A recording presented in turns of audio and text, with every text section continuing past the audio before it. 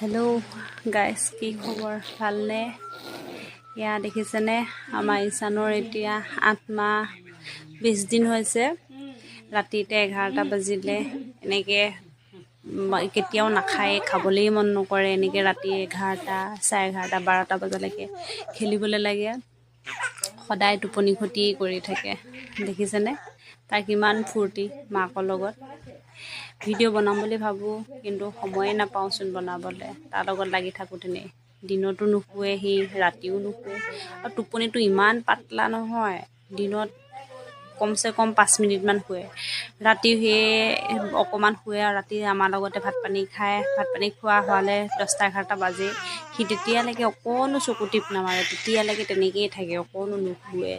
তাক অকল জঁপিয়াই থাকিবলৈ লাগে, ইমান খেলি থাকিবলৈ বিচাৰে নহয়। তাকো অকলে নাথাকে সি।